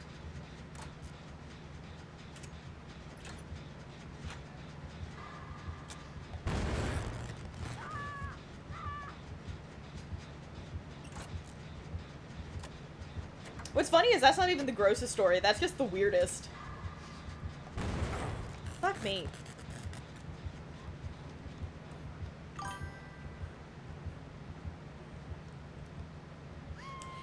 same. Like, when you're on the internet long enough, you have... Oh, I didn't realize that was a thing in front of it. Like, when you're on the internet long enough, you see, like, weird shit that you maybe wish you didn't. God damn it. And then other times you see it and you're like, oh, that's the thing I'm into. Interesting. Usually I'm just mildly disturbed.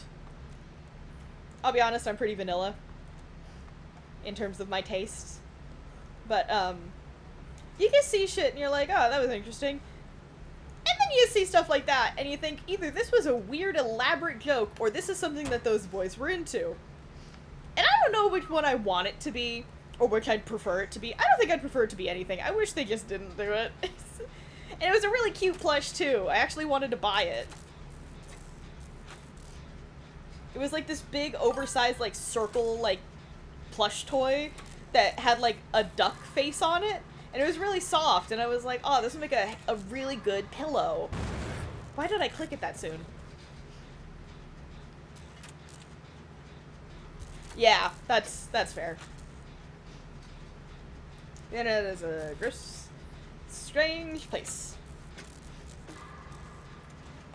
I don't hate anyone I don't disrespect anyone for liking what they like, I just don't, and I don't want to be involved. But if that was a dirty thing, like in the sexual sense, then I was involved, and I don't like that I was somehow involved. I don't prefer it.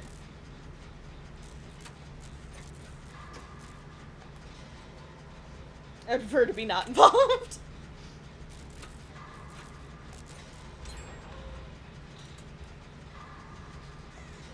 And like I said, that's not even the grossest story that I have from that job. I don't even want to talk about the grossest one because it just makes my it just makes my skin dirty. It makes me feel gross. I feel like I'm like covered in like filth whenever I think about it too long. Ugh.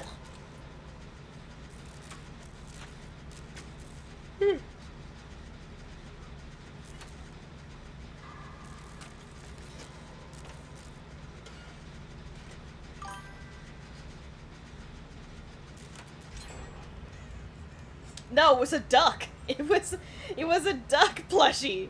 That's the problem. It wasn't even like it was like an orb. It was like a circular plush toy of a duck. Like, what?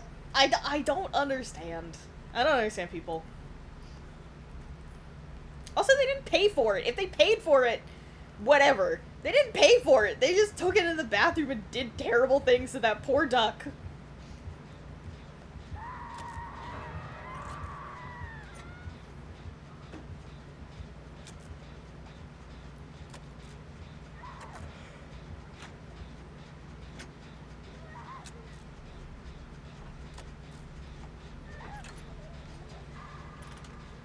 Fuck, I itched my ear in that one time. The one time. It went on for so long without having a boop. What the fuck was that? Oh, is it that bones? Is it that body?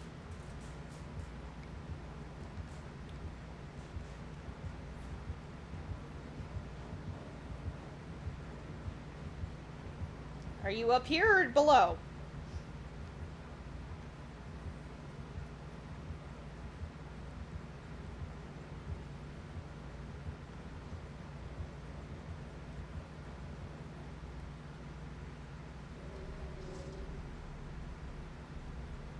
Okay. Okay. Calm down.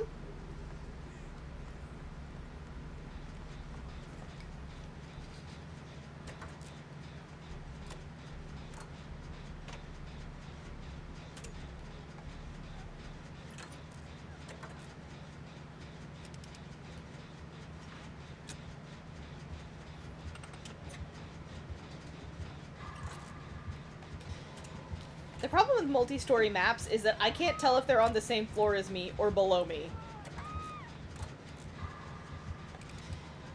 Or if I'm on a lower floor, if they're above me.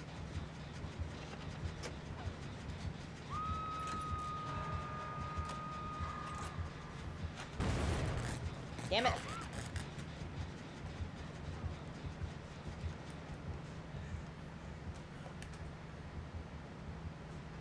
Just playing it safe.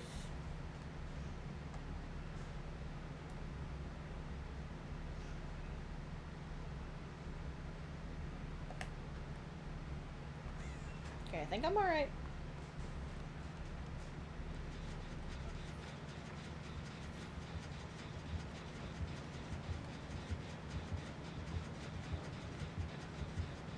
Is he up here or down there? I can't tell.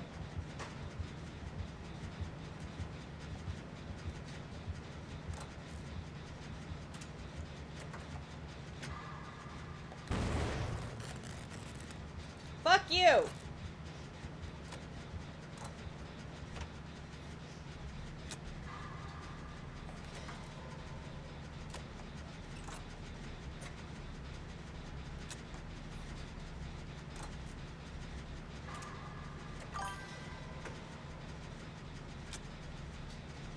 Daffy?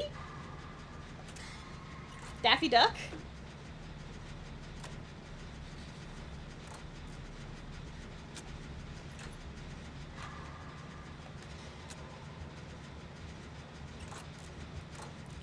I think it's spelled with 2 F's, but yeah.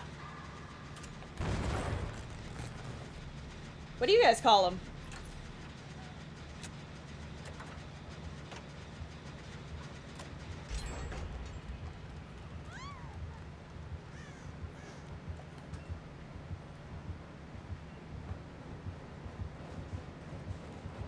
Don't open this. Don't open this. Don't open it. Fuck!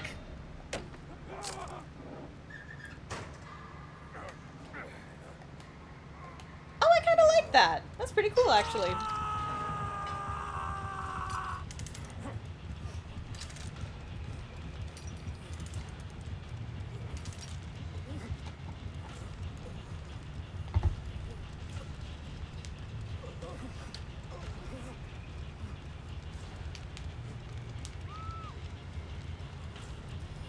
I think, at least in my mind, the idea of him being called Daffy is, one, it can rhyme well, it sounds good with duck. Daffy Duck. It sounds catchy to the American tongue. And second, I think it's also the idea that he's kind of dumb. Because daft is a word that kind of means, like, not smart. Or something like that. I've never, like, had someone explain the word daft to me, but I've used it in conversation, and I've had conversations where somebody uses it. But it basically, at least in conversation, it means dumb. And he's kind of dumb, just a little bit. Like, he thinks he's smart, and then he doesn't think something through, and then suddenly he accidentally says duck season. So at least that's I'm pretty sure that's the idea.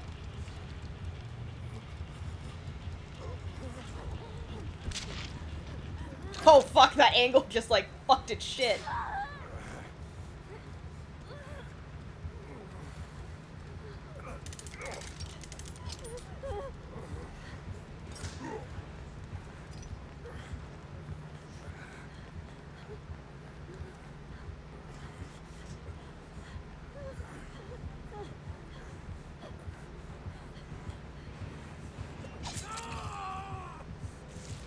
I don't know why, for some reason I just wasn't moving.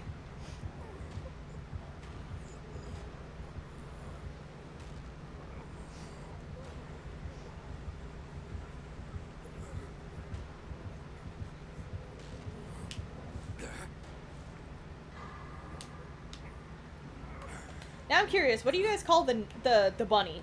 What do you call the bunny down there? Or over there? Up there? I don't know, my sense of direction is terrible. And I'm dead.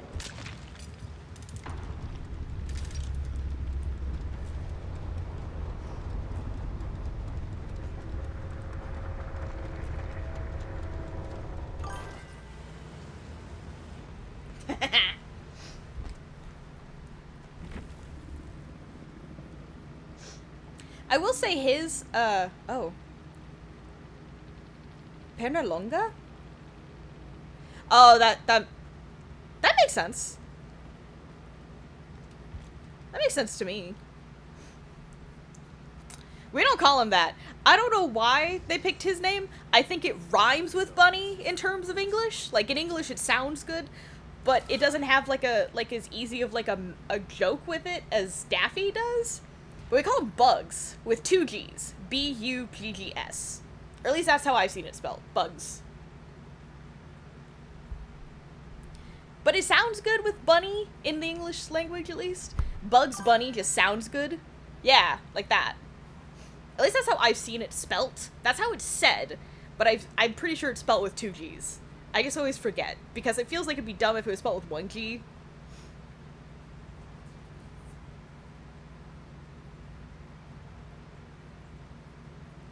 But it rhymes well. It's like sounds good with bunny. Bugs Bunny. Like it has like it like kind of rolls off the tongue. It has a lot of like similar sounds in both words.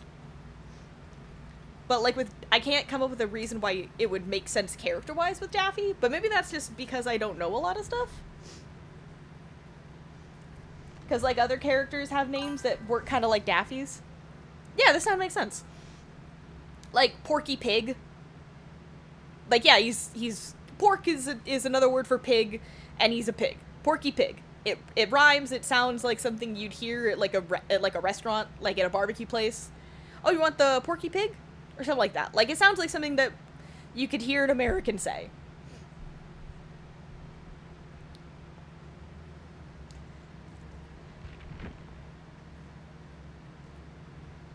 Oh, okay.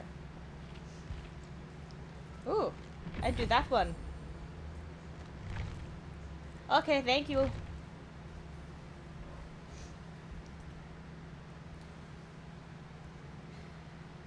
I don't know, cartoon characters have interesting names. That's all I can say with certainty. They have interesting names.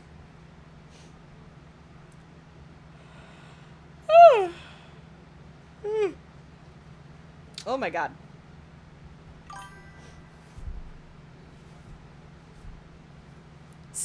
Stuttering.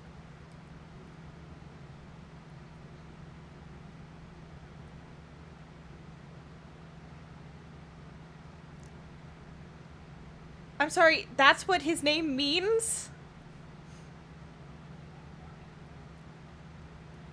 That's so funny and kind of mean. That's so mean. I kind of love that. That does sound like it makes sense, though. I feel like I could hear an American name him that, though. Yeah, because he stutters. He has a stutter. That's so funny. That's so messed up in such a funny way. Oh, it's like if you named Helen Keller blind and deaf. That's so funny. That's so stupid. I love that. Oh my god, that's hilarious. Oh, that's really good. I'm